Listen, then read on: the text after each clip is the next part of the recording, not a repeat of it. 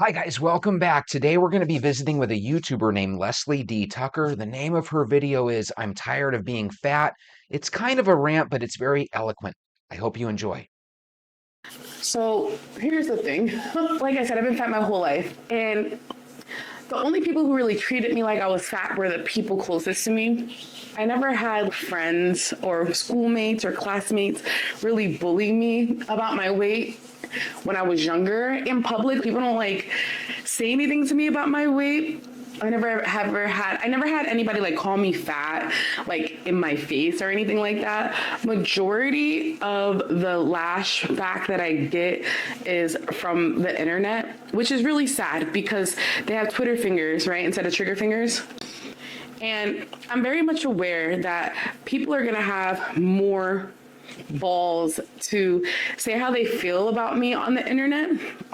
And it's fine. You guys are all entitled to your opinion. And I get a lot of unsolicited health advice. If you're overweight, do you fall in that same category as Leslie here? Do you feel like a lot of times you get a lot of advice that you definitely did not request or ask for? If so, share. Anyway, a lot of times people will come on the internet and say whatever they want about me, and I take it for what it is. You don't know me, you don't know my past, you don't know you don't know what I've gone through and how long I've been on this journey. I feel like it's affecting my regular everyday life. And I've always been an advocate of take care of your health, which I always have. I've always been in the gym. So I want to talk about like the stereotypes of like fat people. And people just assume that when you're fat, you're just lazy. And there's just so many videos of people who are like, I won't hire a fat person, or why would I trust a fat person with my business? And for me, it hurts my feelings when I see videos like that. That is kind of hurtful. So let me ask you guys a question. I've never heard of this phenomenon. I've had many coworkers through the years.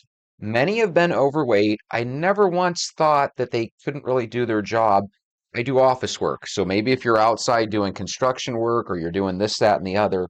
But let me know your thoughts. Have you ever looked at coworkers that were overweight and thought that that had any bearing on their work ethic? It genuinely gets under my skin because it's like I can be such a hardworking and be the most qualified person in my position. Like even with like content creation, I can make content better than someone who's smaller than me, but will the brand choose to work with me? And that's why I appreciate all the people that have worked with me regardless of my size. Granted, I feel like it's just like a lot of the times a stunt to prove that they're inclusive so that way they can bring more to their audience, but bigger people are never the priority. Straight size people, whether it's brand deals, whether it's your job, unless you're a man, which is also not true because men also get discriminated against. But people are discriminated about their work ethic. Like people just make these awful assumptions about you when you're just in a bigger body. And I don't know why or where this comes from. What she does with these eyebrows here, it's kind of amazing. So right now her eyebrows just, if you're a guy, they just look like eyebrows, right? She ends up putting on her eyebrows here and they look magnificent. The reason I find these videos interesting where women are putting on their makeup is it does have a soothing effect. It kind of calms people down. And I think women like it because it reminds them of getting ready for the club, right? Like, oh, let's get gussied up. See all the successful people that are not lazy and are in the gym working hard, and then you're not in a caloric deficit. If you're in a caloric deficit, then you should be losing weight, and that's just not always the case. The amount of time that it has taken me to lose weight and how much control that has had over my life, and the fact that it took me 3 years to lose 70 pounds, but then it only took me like a year to gain it back, there must be some indicators of maybe she's not lazy. Like maybe that's really not the story. Maybe my body has something wrong with it. It's like there has to be underlying issues for why my body won't maintain or maintain weight loss, or it wants to stay in this size 16 body. I've been in this size 16 body since college. Nothing has changed. I mean, I've gained weight in certain places, like my arms, like I'll gain lots of weight in my arms, and I'll gain weight, like my back fat will grow or whatever when I'm not being active. But for the most part, like I've been a size 16 for years. I have my moments of binging, right? And I talked to my therapist about this the other day. I said, look, yeah, there are moments where I don't eat at all.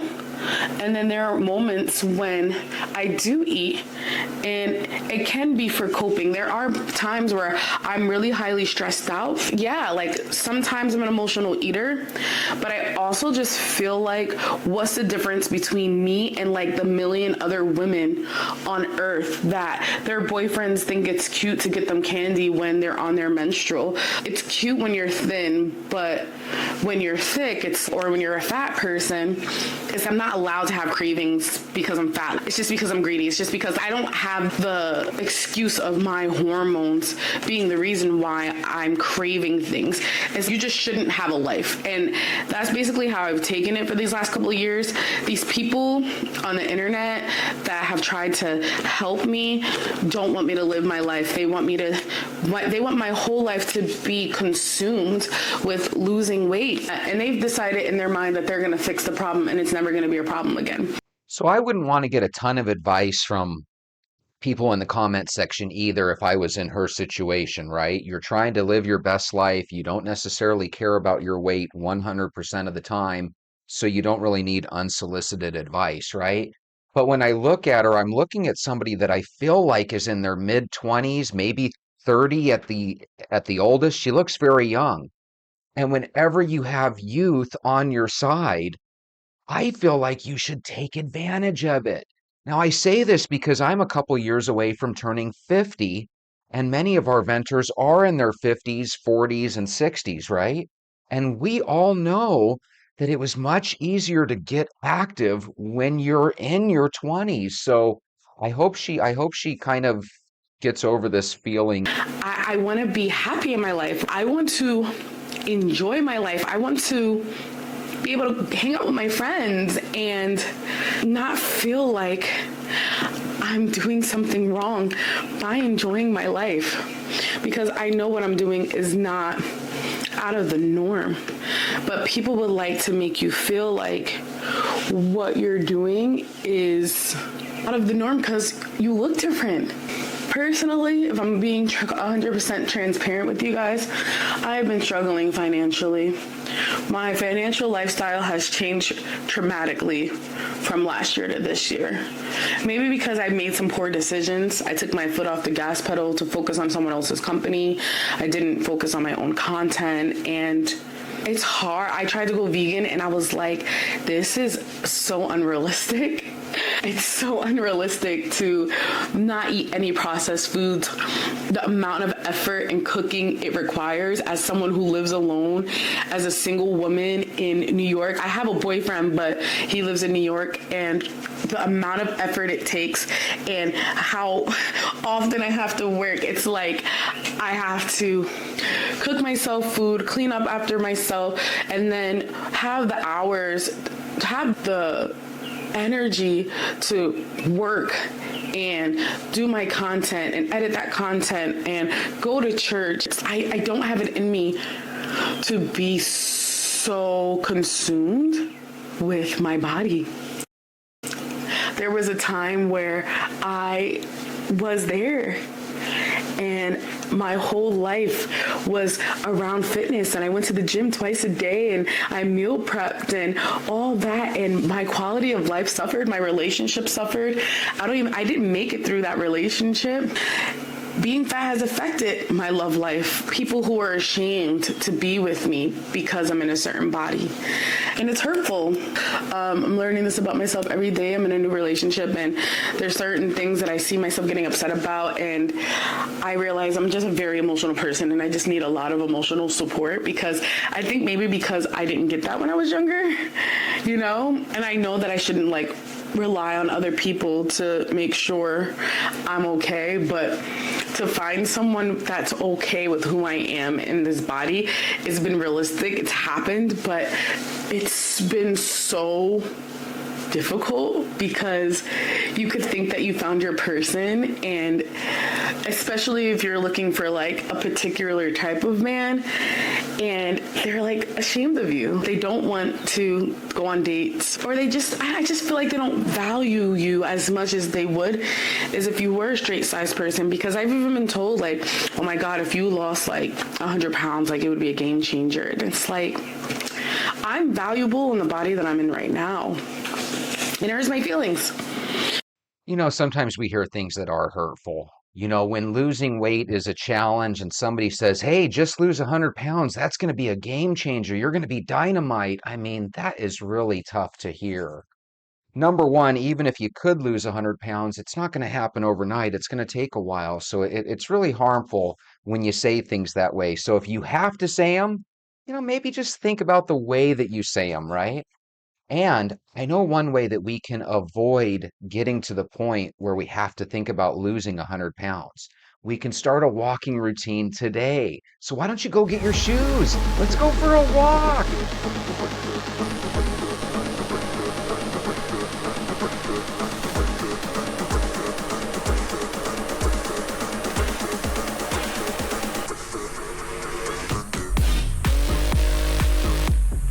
Welcome to Surrey Park. Good morning, venters, or afternoon, or evening, whatever time of day you're watching. I decided I would come to a different park.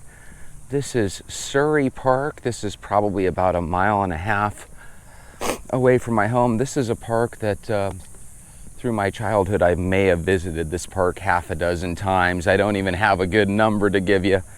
It's weird how you can be so close to a place, but because there's other parks to choose from that are a little bit closer, you never think to come down here. This is where I'm really lucky to live in the area where I live, because even though right now it's maybe not as good as it was 20 or 30 years ago, as far as, just the safety and security of the neighborhood and all the homeless people. But the reality was, when I was growing up, we had endless beautiful neighborhoods. And this park has benches that are set up underneath trees, so there's plenty of shade within the park, not necessarily the outer rim where I'm walking, right? But a lot of us live in neighborhoods like this where if you just take a little 3-minute drive from your house, you might be able to walk right by a nice park just like I am. Sometimes humans need a change of scenery. And sometimes we're afraid to go out of our comfort zone, So I want to thank Mala. Mala, you were nice enough to buy me a coffee, and I have my buy me a coffee set up so that if anybody does want to donate and help the show, what I plan on doing is I plan on using that money, putting it in the old gas tank, and going out to different places to potentially give us different points of view, Now, hopefully I always go to good neighborhoods, right? I would hate to go to a bad neighborhood, but you know what? Sometimes that'll happen accidentally, right? We find ourselves in places that we didn't realize they were dangerous. I remember when I was in high school, me and my buddies, we would sometimes get in vehicles and just drive through random neighborhoods. And we would try to look for, houses where they had multiple cars outside. Because a lot of times that was kind of the symbol of a party. And a lot of times guys back in the day would crash these parties, right? And what was interesting is almost all the parties that we went to seemed like they were 90% guys and maybe 10% girls. And it seemed like the girls were already taken. And it's like, holy moly, I need to quit going to these sausage fest type parties, But I think that was the way it was back in the day. Where teens are kind of antisocial now, and don't get me wrong, I'm sure they still go to parties, and I even have a couple of homes in my neighborhood where people will throw parties, and I'm like, God, wish I was still in my 20s. I would go knock and see if I could go have a couple beers with the guys. But again, when you're pushing 50, you know, you don't necessarily want to do that. I have interesting neighbors that do throw parties and stuff from time to time, but again, I don't necessarily have that good of a relationship with my neighbors to go and party with them. But in your situation, you might have that, you know? So this park here just looks huge. Real gorgeous park. So about a month ago, I told you guys that I think the algorithm was upset at me, and I think I've been losing a lot of viewers and stuff, and I legitimately have. I went from averaging about 1,100 hours a month, which is just huge for a new channel. And this is watch time, of course. Now I'm averaging a little bit closer to half that. And I gotta be honest with you, it does hurt the ego a little bit, but I try to remind myself that my first year I gave myself very easy goals to hit. Let's just try to hit 12 subscribers. We end up getting up to 600 recently. And I told myself, you know, let's try to get to the point where in the second year we could start to really reach out. But you want to know something? When you do a show every day, you can't help but have some stinker shows in there, you know? And also, YouTube has really kind of taught me a couple things. When you do certain shows, you're gonna probably offend some of your viewers. And I should have thought about that, but I didn't. You have to know your audience, you know? Sometimes your audience is hoping for, you know, something that kind of makes them feel better in life. And when you kind of push different things in front of them, sometimes they rebel. So I kind of learned my lesson real quick with YouTube. And the lesson is simply this: not everyone's going to agree with your channel. Not everyone's going to agree with your purpose or your why in life. And that's kind of how life is in general. That's kind of why I walk. You know, a lot of times you'll go through life and you try to make everybody happy. And when you try to make everybody happy, one of two things happens. Either they end up hating you and you make nobody happy, or you end up making yourself unhappy, you know?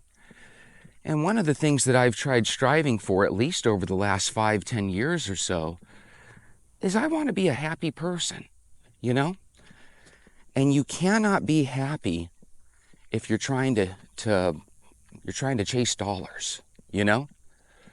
Now, don't get me wrong. I think young guys, especially, would be better served if they tried to chase women less and chase money more, right?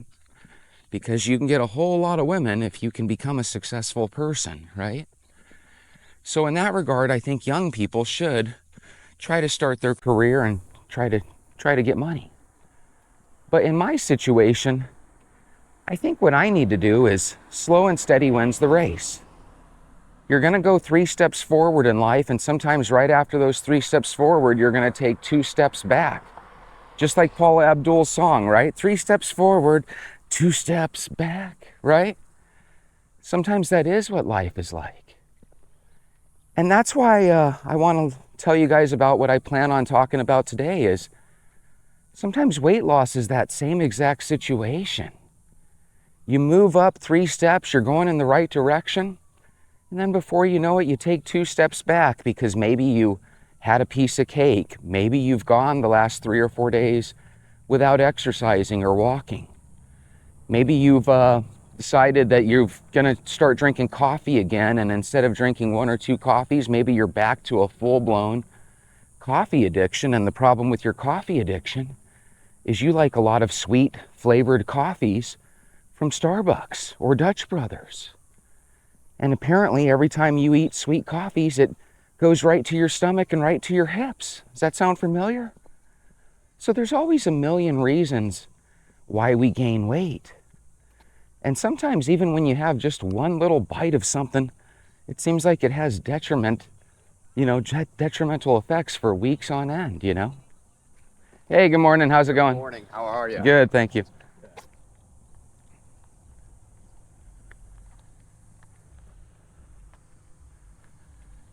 lately in the mornings, I've been waking up and not necessarily having too much to say.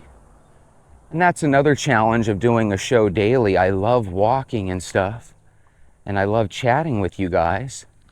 But I think sometimes, especially after I put out a good video, I think it's real easy to put out a stinker video. Not that I'm trying.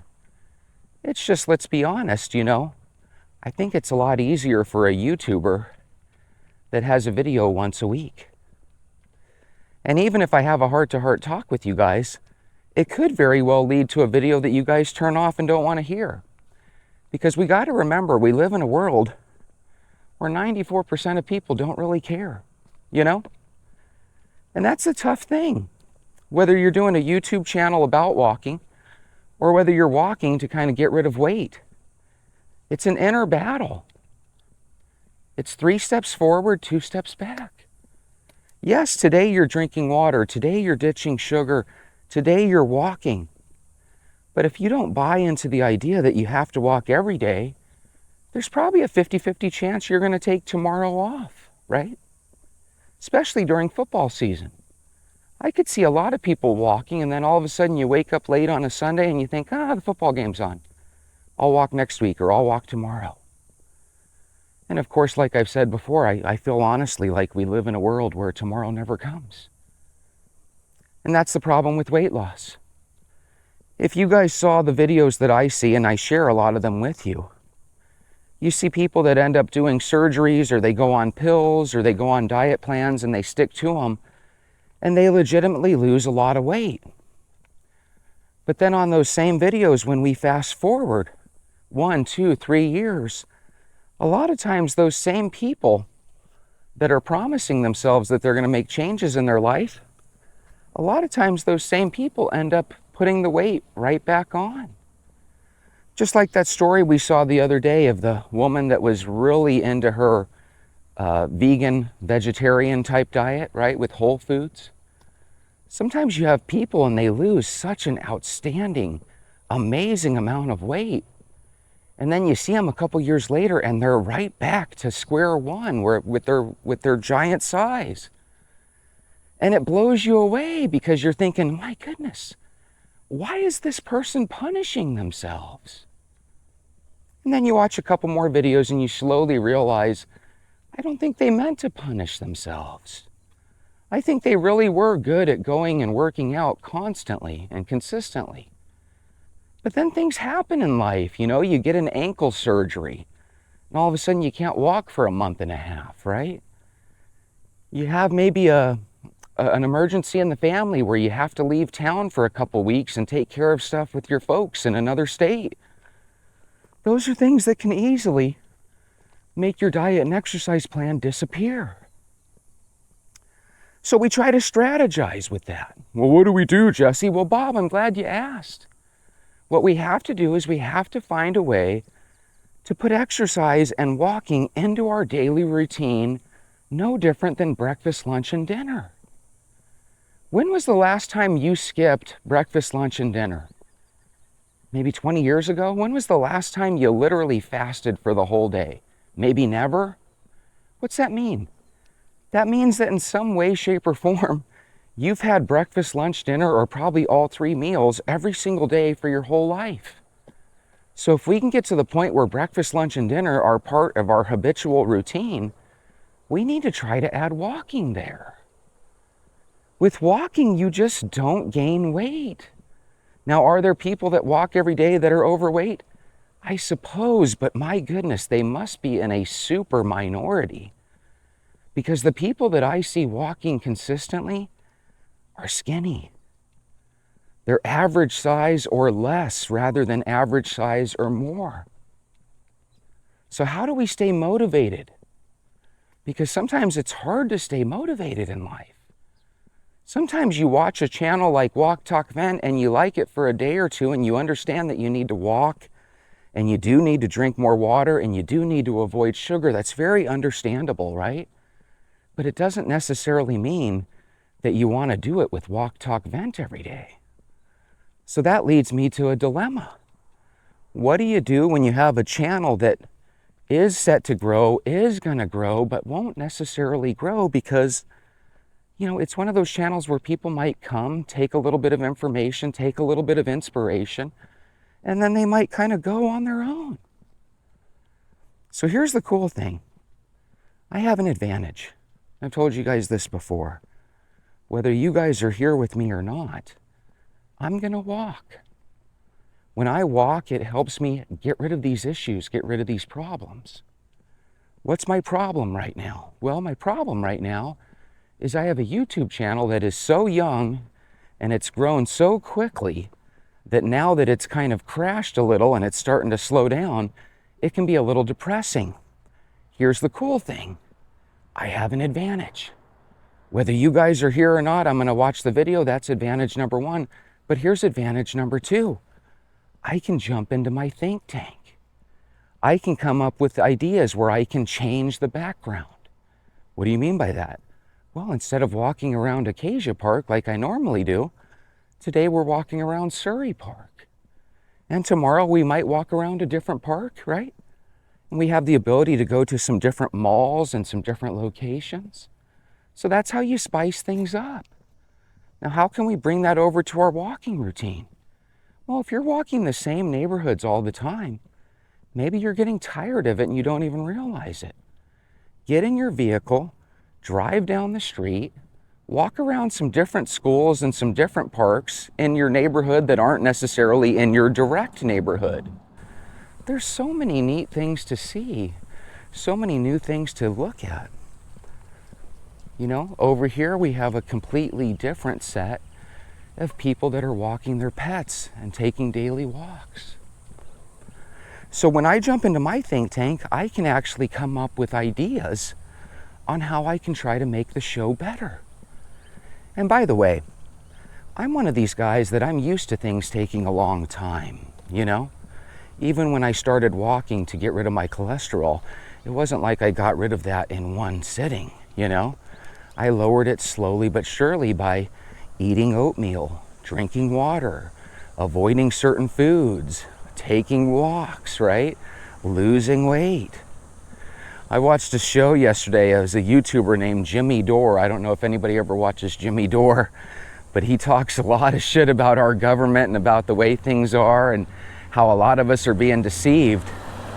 And he was saying that the cholesterol argument, we might be being told the wrong thing. Cholesterol might not be nearly as bad for you as we've been told. And back in the day, there was a debate, you know, what sugars are or what foods are the ones we should avoid.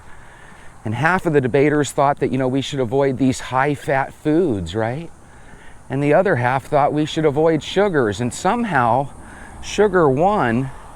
And so we kind of started demonizing things like butter and cholesterol and high fats, right? Meanwhile, we were kind of okay with sugar. But as we start to look at more studies, we start to realize that sugar, it's kind of like a poison. When it's in your system, it just has this ability to make you crave more and more food. And if every time you ate something sweet or sugary, if you went out and played basketball or went out and played sports or went out and went on a giant walk, you could probably actually use those sweet foods to power your exercise routine.